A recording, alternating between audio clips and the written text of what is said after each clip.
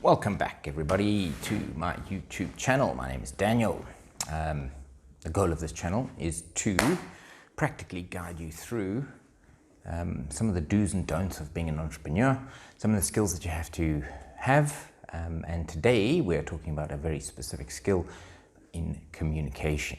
Now, communication is the bedrock of what you need in any business. You can have all the financial planning, you can have everything in place in order to get somewhere, but if you can't communicate that information effectively, you're kind of dead in the water, aren't you? All right, so let's get into it. How did I learn to communicate?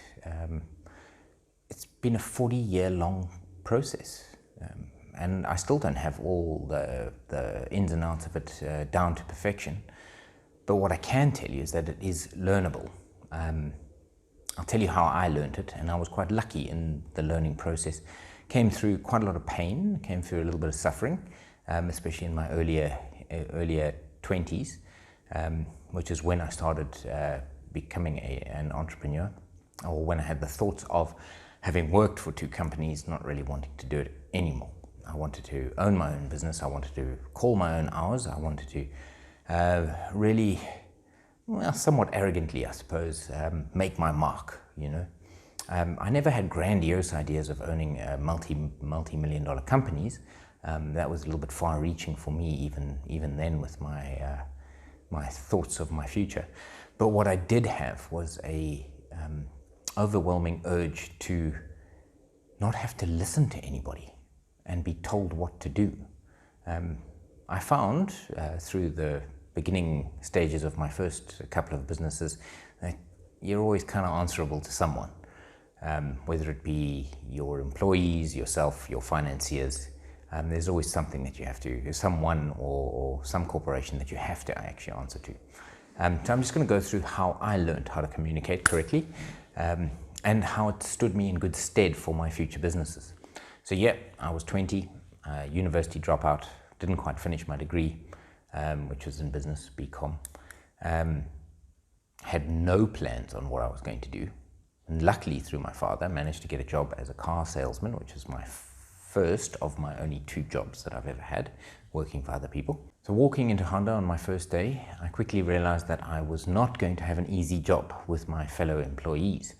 They were all over the age of 30, families, kids to support, and here comes this little 20-year-old upstart trying to take some of their commissions and their sales away from them. I settled myself on the closest desk to the front door, which was the only one available. I don't know why no other car salesman took it. I set my little desk up and made sure that the first person who walked in the door I pounced on.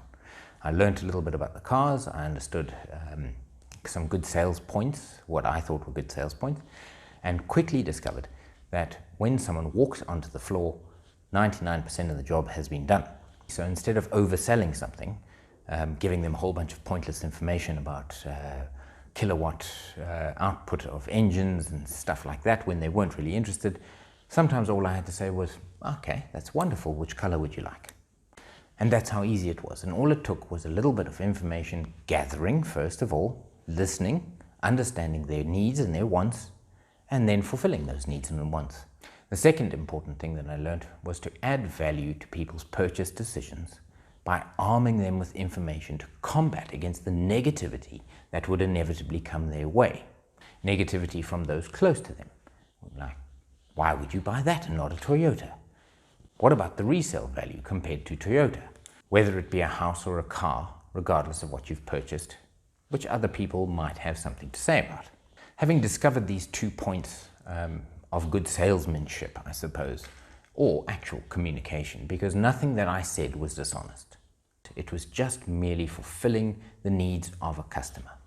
So this brings me to my second job, and I got a waitering position in a busy little bistro, serving some high and mighty business people in a business park in Johannesburg. It took about 2 weeks, 3 weeks maybe, of absolute grind, hating every minute of it, thinking that I was making a complete fool out of myself every single table I served.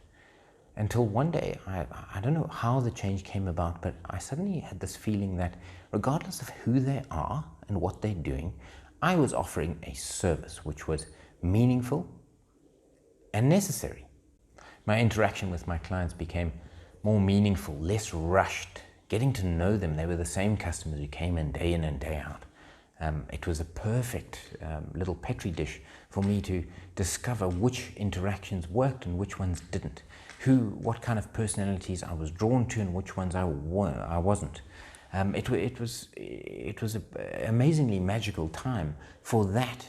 I ended up doing this job for 2 to 3 years and learning about people, making friends, really enjoying the interaction from the CEO to the legal secretary.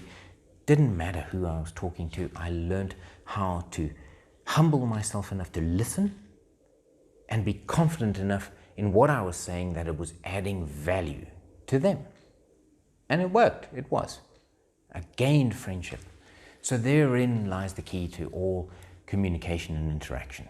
You can again have all the planning done. You can have all your cash flow statements, your projected incomes. All those things can be spot on. But unless you can communicate this information in an honest and decent fashion to whoever you're trying to convince, whether it be a financier or a business partner, even if it's your parents, it doesn't matter. The point is you need to be humble enough to listen, and you need to be confident enough in order to get your point across without it being dishonest. And that is the secret to good communication.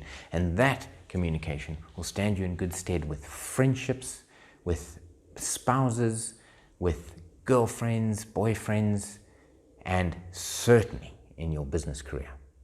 Communication is key. So these 2 jobs were a huge benefit to my communication skills in the past. Now, I'm not saying that you have to go and sell cars or become a waiter in order to know how to communicate correctly. Some people just have it naturally. Others, like myself, had to learn these skills. And I had to learn these skills, which I found the easiest way of doing so was to be of service to others in a busy environment where I had lots of interaction with many different people. So just going back again to highlight the aspects of communication which are important, you have to be humble enough in order to listen, and you have to be confident enough in what you are saying that it adds value to the conversation, and you have to be honest in all your communications, in both business and personal life. Warren Buffett has been heard to say that the most important course that he ever went on was the Dale Carnegie course on communication and public speaking.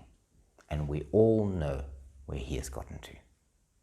Well, you're going to find out in the next video my opinion on education and how important it really is in being an entrepreneur. I look forward to seeing you there. Please don't forget to subscribe, hit the bell icon, and share this information with whoever you think might need it. Communication is key.